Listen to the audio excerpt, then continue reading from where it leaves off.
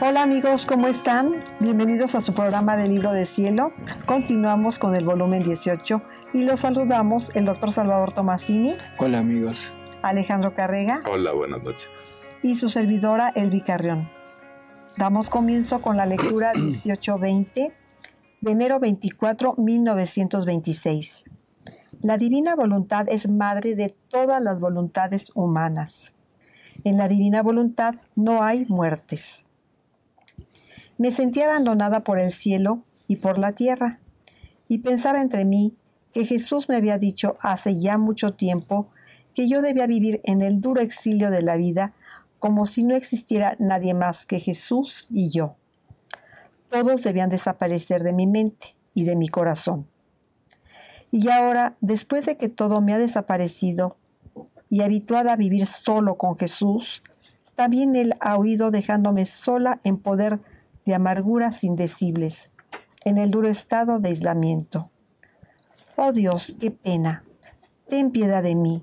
Regresa a quien siente necesidad de tu vida más que de la vida propia. Ahora, mientras esto pensaba y otras cosas más desgarradoras aún, que sería demasiado largo el decirlas, mi dulce Jesús se ha movido en mi interior y suspirando me ha dicho: Si vemos aquí, esto era para Luisa. Y Luisa, ella tenía el privilegio de estar viendo a Jesús, su presencia sensible. Entonces podríamos pensar que esto no es para nosotros. Pero de alguna forma sí, ¿verdad? Por eso, porque se supone que todo lo que Jesús le va pidiendo a Luisa, se supone que es para todos, para todo aquel que quiere llegar a vivir en la divina voluntad, ¿no? Y entonces a mí me parece muy curioso, esto de que vivamos en este mundo como si nada más Jesús y yo existiéramos, al estilo de Luisa. Sí. Porque Luisa sí, para ella, ella vivía confinada en su recámara, en su cama. Para ella era más sencillo y sobre todo con la presencia de Él. Pero ¿y a nosotros? No, y aparte le dice, y todos deben desaparecer de mi mente y de mi corazón. Uh-huh. Exacto. Y ahora yo pregunto, ¿para nosotros? Pues también. ¿Será esto como necesario? Yo creo que sí. ¿Y cómo lo podríamos hacer? Pues viendo, en primer lugar en nuestra mente siempre tener a Jesús. Y ver a las personas, ver a Jesús en las personas. Ese es el punto. Uh-huh. Ver en todos a Jesús. En los familiares, en los hijos, en los padres, en la esposa, en el esposo, en los vecinos, en todos, ¿no? Estar viendo a Jesús y tratando con Jesús como si fuera un Jesús. Y eso nos pondría en el punto de que no importa dónde estemos, estamos nada más Jesús y yo. Sí. Y aparte es un consuelo, doctor, porque cualquier, cosa que pase, pues estamos nada más Jesús y el alma. Uh-huh. Entonces ya todo lo demás no afecta. O sea, afecta, pues llega diferente. Así es. Uh-huh. En algo que leímos el otro día de María Valtorta, decía que hay personas que en su misión van a estar solos o sí, principalmente van a estar solos, o sea que no están destinados a matrimonio y ya va a estar mucho socialmente y Jesús dice que Él va a interactuar más con esas personas también. Definitivamente yo creo que la persona soltera o la persona sola tiene mucha más posibilidad de estar en contacto con Jesús. O un sacerdote, sobre todo, ¿no? O un laico que se queda en estado, prácticamente de soltero o de soltera, ¿no? Sí. Yo me acuerdo de una carta de Luisa en donde una persona le escribe diciéndole de su hijo que se va, en fin, creo que iba a estudiar. Y la mamá tenía mucho interés en que una muchacha que era su novia, pues que se casara con ella, ¿no? Entonces Luisa le contesta y le dice que no se apure, que si esa muchacha es para él, Dios, Jesús se la va a conservar Dice que aparte no lo apures, el matrimonio es esclavitud. Sí. El matrimonio es esclavitud. Porque de alguna manera nos pone en el punto de tener que atender ya no a una persona, sino a una familia. Y estar viendo por el bienestar de la familia, en fin. Y eso genera mucho apego, genera mucho, ¿cómo diríamos? Sí, apego, ¿no? Es más difícil separarse de eso. Sí. Pero bueno, ese es el punto. O como San Pablo que decía, yo quisiera que todos fueran como yo, libres, o sea, no estaba casado, ¿no? Sí, porque en un matrimonio la pareja trata de complacer al otro y no que se desvíe la mirada de Dios, pero es más fácil no teniendo que atender al otro totalmente la mirada completamente en Sobre Dios. todo cuando se oponen, que eso es muy frecuente. Sí.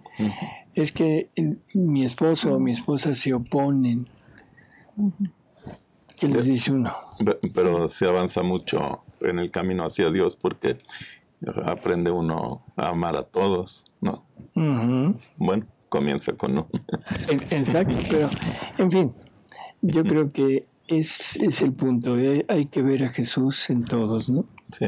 Para que esto que está pasando con Luisa, pues también lo podamos vivir nosotros. Seguimos. Hija de mi supremo querer, ánimo en tu aislamiento. Este sirve como compañía a mi voluntad abandonada por las criaturas. El dolor de su aislamiento, oh, cómo es más duro que el tuyo. Mi voluntad es la madre de todas las voluntades de las criaturas. Ella, como Madre Eternísima, se ha quedado en el centro de la creación para dar a luz a las voluntades humanas y tenerlas todas en torno a ella, subirlas sobre sus rodillas, nutrirlas con la leche de sus enseñanzas celestiales y hacerlas crecer a su semejanza, dándoles toda la creación donde entretenerse.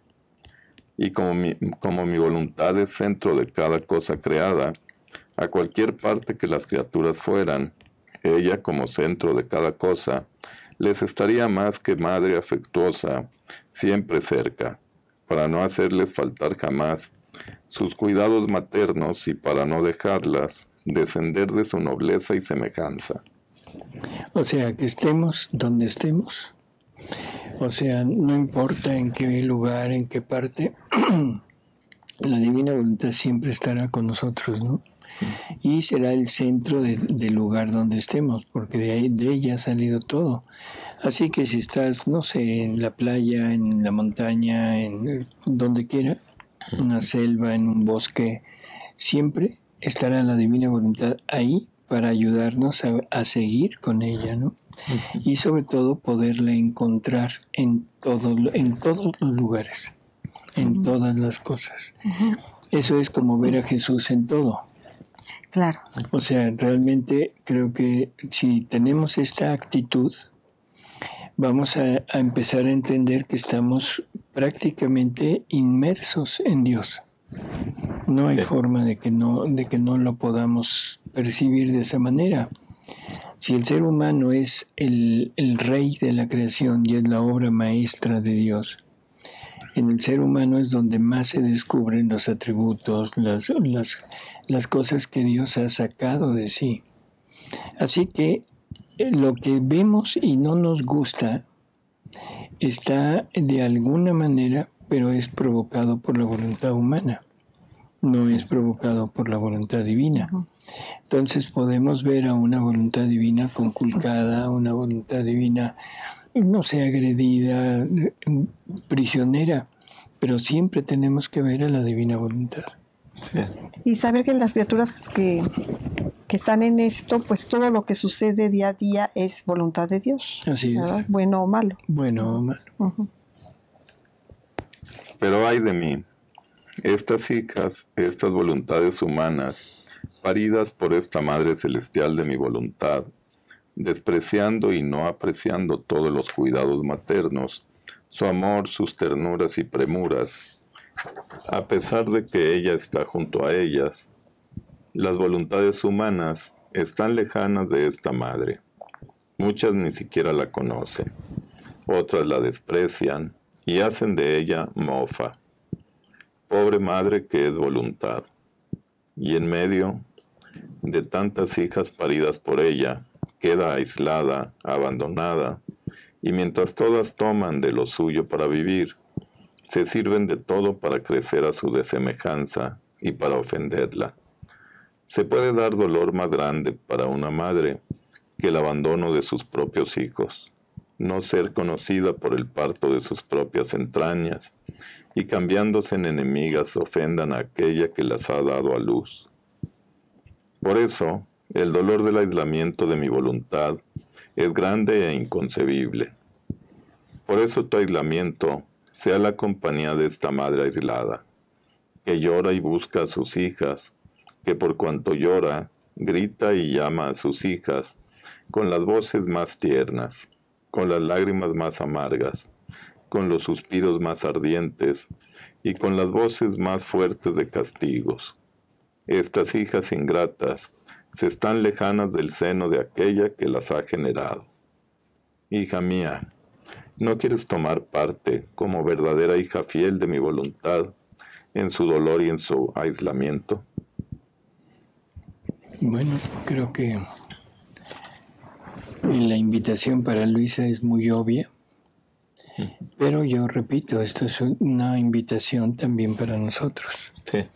O sea, no dejarla en este aislamiento y encontrarla en todas partes, acompañarla y reconocerla como madre, porque de alguna manera ella nos creó. De alguna manera la voluntad nuestra es semejante a la de Él, porque en ese momento de la creación Él puso todo lo suyo a disposición nuestra. Así que en realidad tendríamos que estar siempre en unión con ella, ¿no? Después me he puesto a hacer la adoración a mi crucificado Jesús, y delante de mi mente pasaba una larga fila de soldados, todos armados, que no terminaba jamás. Yo habría querido pensar en mi crucificado Jesús y ya no ver a los soldados, pero a pesar mío me veía obligada a ver esos soldados armados. Entonces pedía a mi dulce Jesús que alejara de mí esa vista a fin de que pudiera quedar libre con Él. Y Jesús todo afligido me ha dicho: Hija mía, cuanto más el mundo aparentemente parece en paz, alaba la paz, tanto más bajo aquella paz efímera y enmascarada esconden guerras. Tanto más bajo aquella paz efímera y enmascarada esconden guerras, revoluciones y escenas trágicas para la pobre humanidad. Y cuanto más parece que favorecen mi iglesia y la alaban, canten victorias y triunfos y prácticas de unión entre Estado e iglesia, tanto más cercana está la contienda que preparan contra ella. Así fue de mí, hasta en tanto que no me aclamaron rey y me recibieron en triunfo. Yo pude ver en medio de los pueblos, yo pude vivir en medio de los pueblos, pero después de mi entrada triunfal en Jerusalén, no me dejaron vivir más. Y después de pocos días, me gritaron: crucifícalo. Y armándose todos contra mí, me hicieron morir. Cuando las cosas no parten de un fondo de verdad, no tienen fuerza de reinar largamente, porque faltando la verdad falta el amor y falta la vida que la sostiene. Y por eso es fácil que salga fuera lo que escondían y cambian la paz en guerra, los favores en venganzas. Oh, cuántas cosas imprevistas se están preparando. Bueno, esto también es para el tiempo de Luisa, pero también es muy actual, ¿no? Uh-huh. O sea, a lo que aparentemente sería como un adelanto, este entendimiento entre iglesia y Estado civil, como que parecería que es un paso hacia adelante, ¿no? Sin embargo, o sea, creo que no es así, y es más, Jesús mismo le da una visión a Luisa de la ONU.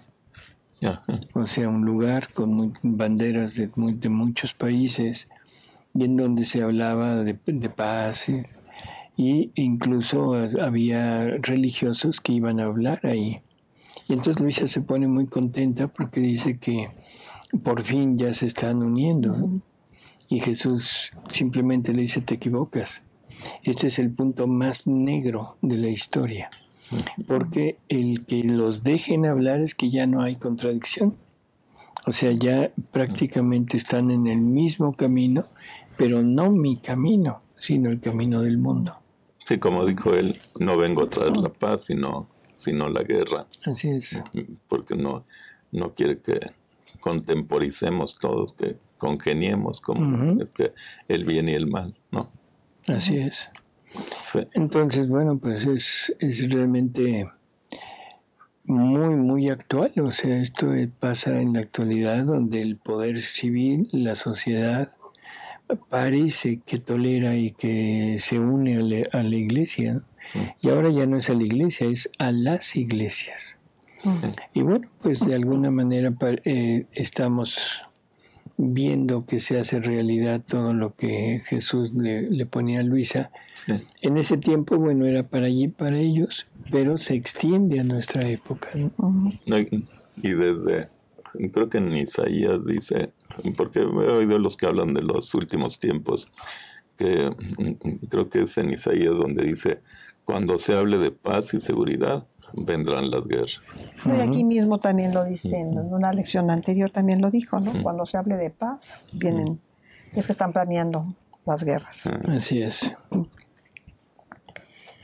Jesús ha desaparecido y yo he quedado toda afligida y pensaba entre mí. Mi amado Jesús me ha dicho tantas veces que yo soy la pequeña recién nacida de la divina voluntad. Por eso recién nacida apenas, sin haber formado mi pequeña vida en este querer supremo. Jesús, ahora que tenía más necesidad de formar mi crecimiento, me deja sola. Entonces yo seré como un parto abortado de la divina voluntad, sin tener existencia. ¿No ves, amor mío, en qué estado lamentable me encuentro? ¿Y cómo tus mismos designios sobre mí se resuelven en la nada? Ah, si no quieres tener piedad de mí, ten piedad de ti mismo, de tus designios y de tus trabajos que has hecho a mi pobre alma. Pero mientras mi pobre mente quería adentrarse en el estado doloroso en el cual me encuentro, mi amado bien ha salido de dentro de mi interior y mirándome toda de la cabeza a los pies, me ha dicho: hija mía, en mi voluntad no hay muertos ni abortos, y quien vive en ella contiene por vida la vida de mi voluntad. Y aunque se sienta morir o aún muerta, se encuentra en mi voluntad, la cual conteniendo la vida, la hace resurgir a cada instante a nueva luz, a nueva belleza, gracia y felicidad, deleitándose en conservarla siempre pequeña en sí, para tenerla grande con ella. Pequeña pero fuerte, pequeña pero bella, recién nacida apenas, a fin de que nada de humano tenga, sino todo divino. Así que su vida es solo mi voluntad, la cual llevará a cabo todos mis designios, sin que nada se pierda. Serás como la gota de agua sumergida en el gran mar, como un grano en las grandes masas de los graneros. Por cuanto la gota de agua parezca como desaparecida en el mar, y el grano en los innumerables granos, no se puede negar ni quitarle el derecho de que su vida existe. Por eso no temas, y haz de tal manera que pierdas tu vida para adquirir el derecho de tener por vida mi sola voluntad. Bueno, ¿qué podemos agregar? En su voluntad no hay muertos, no hay abortos. O sea, es referente a lo que está diciendo Luisa, ¿no?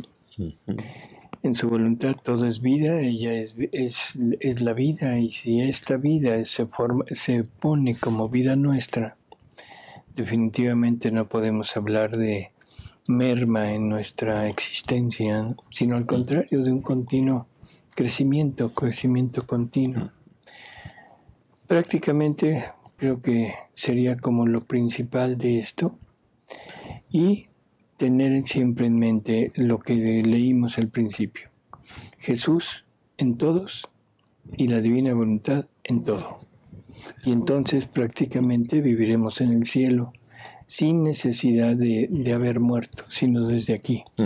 ¿Sí? Moriremos a nuestra voluntad, pero encontraremos al cielo, encontraremos a Jesús y a la divina voluntad ya personificada en todo lo que nos rodea. Y si todos viven en eso, pues se acabarán enfermedades, guerras y todo. Jesús nos habla mucho de cuando se establezca el reino, de todos los bienes que va a haber en el mundo, y dice que también la naturaleza humana va a cambiar. Ajá. Se acabarán parte de las enfermedades, la vejez ya no será tan tremenda como ahora. Habrá envejecimiento, pero las personas tendrán una larga vida. En fin, habla cosas muy, muy bellas. Lo único que dice, y esto es para todos aquellos que piensan que la muerte se va a extinguir, o sea que ya no va a haber muerte. O sea, definitivamente no. Jesús dice que la muerte, aunque seguirá existiendo ya en su reino, aunque seguirá existiendo, ya no será una muerte tan horrenda como la actual, donde haya podredumbre, donde haya corrupción, sino que quedarán como sentados esperando el reino, esperando la resurrección. Sí. Bueno, vamos a la otra. Muy bien. 18-21, enero 28, 1926. Adán, después del pecado, hacía los mismos actos de antes, pero como se sustrajo de la voluntad suprema, estaban vacíos de sustancia de vida divina.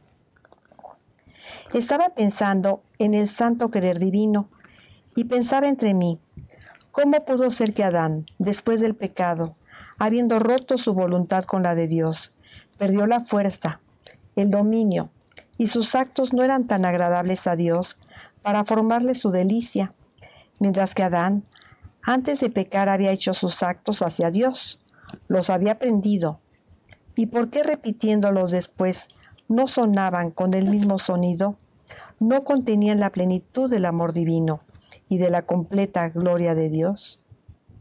Ahora, mientras esto pensaba, mi amable Jesús se ha movido en mi interior y con una luz que me enviaba me ha dicho: Hija mía, antes que todo, Adán, antes de que se sustrajera de mi voluntad, era mi hijo.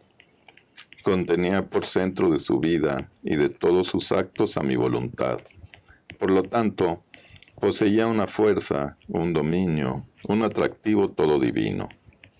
Por eso su respiro, su latido, sus actos daban lo divino. Todo su ser emanaba un perfume celestial que a todos nos atraía hacia él. Así que nos sentíamos heridos por todas partes por este hijo. Si respiraba, si hablaba, si obraba, las cosas más inocentes, indiferentes y naturales eran heridas de amor para nosotros. Y nosotros, entreteniéndonos con él, lo colmábamos siempre más de nuestros bienes, porque todo lo que hacía salía de un solo punto, el cual era nuestra voluntad. Por eso todo nos agradaba, no encontrábamos nada en que desagradarnos. Ahora, después del pecado, Adán descendió del estado de hijo y se redujo al estado de siervo. Y en cuanto rompió con la voluntad suprema, salió de él la fuerza divina, el dominio, el atractivo, el perfume celestial. Por eso sus actos, su ser, no daban ya lo divino, sino que se llenó de una sensación humana que, haciéndole perder el atractivo, no nos sentíamos más heridos. Es más, nos poníamos a distancia, él de nosotros y nosotros de él. Nada dice el que él repitiera los mismos actos que hacía antes de pecar, como en efecto los hacía. Pero ¿sabes tú qué son los actos de la criatura sin la plenitud de nuestra voluntad?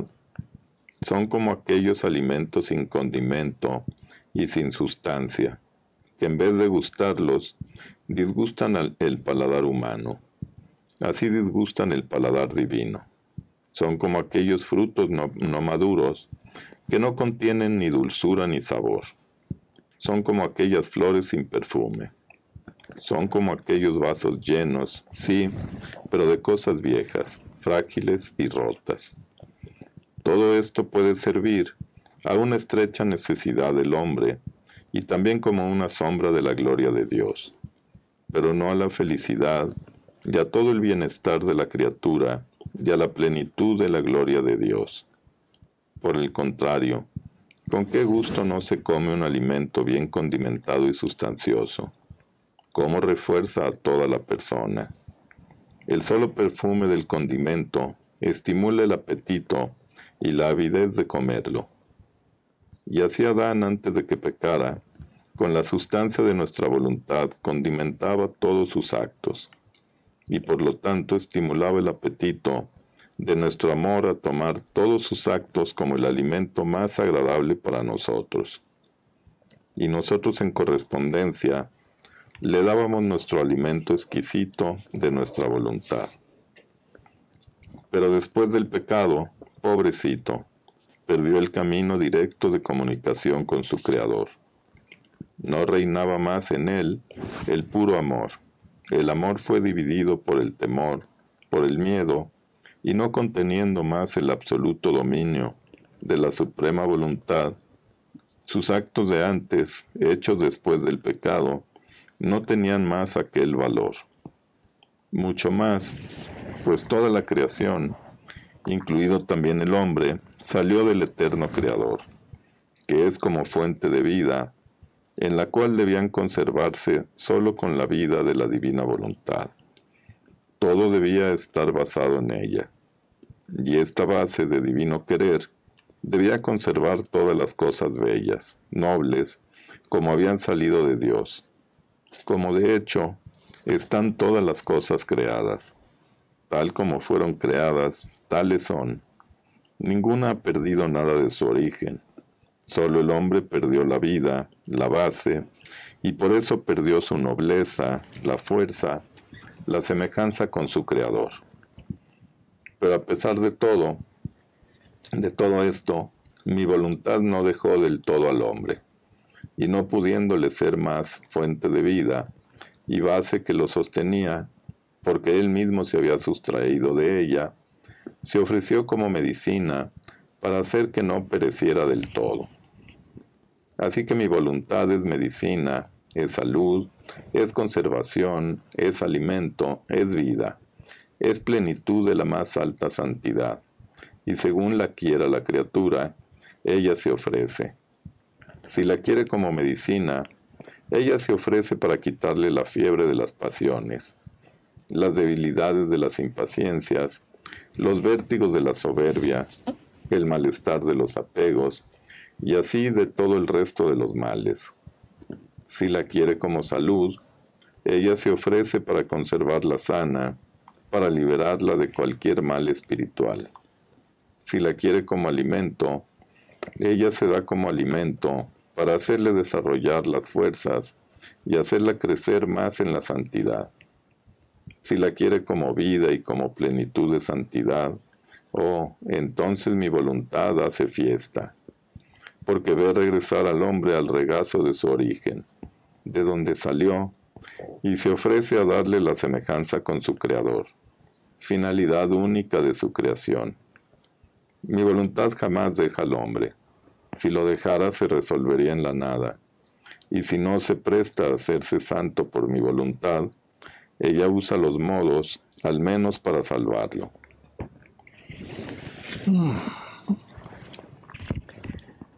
Bueno, ¿qué opinan de esto? Pues nos está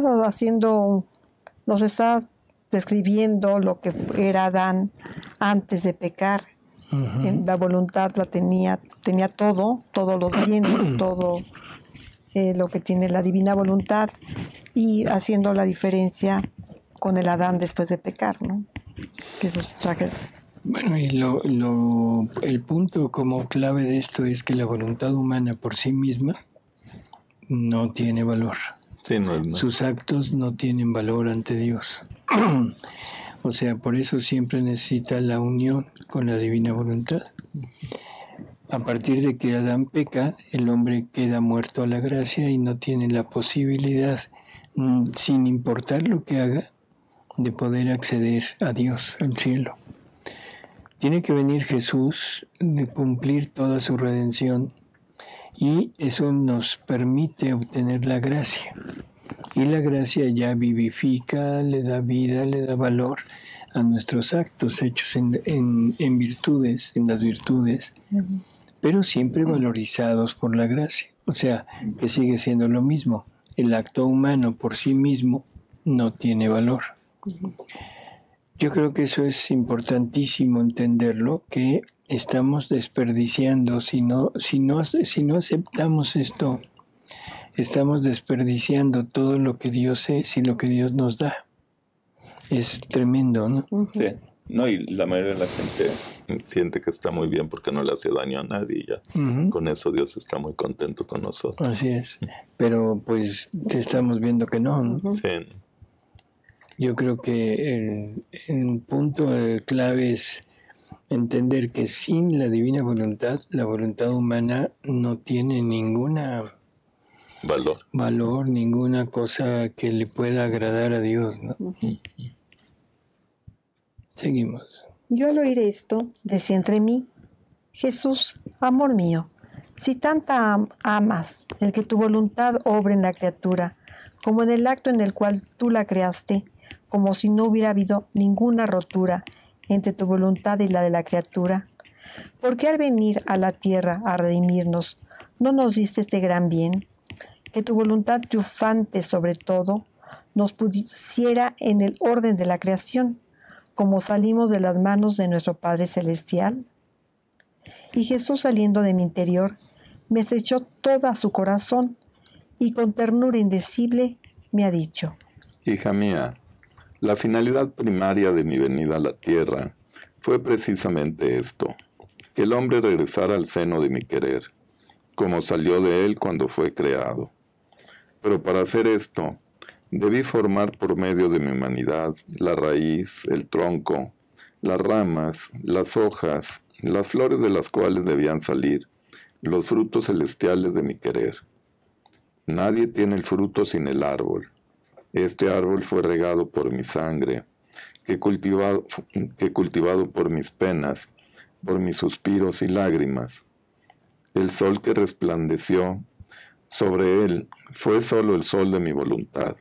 Por lo tanto, con toda certeza vendrán los frutos de mi querer. Pero para desear estos frutos, se debe conocer cuán preciosos son, el bien que aportan, las riquezas que producen. He aquí el porqué de las tantas manifestaciones que te he hecho de mi querer, porque el conocimiento llevará el deseo de comerlo, y cuando hayan saboreado qué significa vivir solo para hacer mi voluntad, si no todos, al menos en parte volverán sobre el camino de mi querer. Las dos voluntades se darán el beso perenne. No habrá más lucha entre la voluntad humana y la del Creador. Y mi redención, a los tantos frutos que ha dado, dará también el fruto del fiat voluntas tua, como en el cielo, así en la tierra. Por eso sé tú la primera en tomar este fruto, y no quieras otro alimento, ni otra vida que mi sola voluntad. El conocimiento, ¿no? Todas las verdades que Jesús nos ha hablado en la divina voluntad tienen ese algo de divino que te atrae, ¿no? Sí. Y que uno se siente realmente muy, muy complacido al oír todo esto, y sobre todo al saber que Jesús nos lo quiere dar. O sea, que nos lo quiere donar como si fuera nuestro y como vida nuestra. Yo creo que es necesario, primero, atrevernos a leer. Si no nos atrevemos a leer, definitivamente esto nunca llegará a nosotros. Pero segundo y más importante, no solo atrevernos, sino forzarnos a actuar. Porque el conocimiento por sí mismo no lleva ningún efecto. Se necesita la acción, se necesita poner en práctica todo lo que estamos leyendo, porque si no, no tiene sentido, no hay forma de que esto pueda producir algún bien en nosotros, ¿no? Así que vamos a hacer el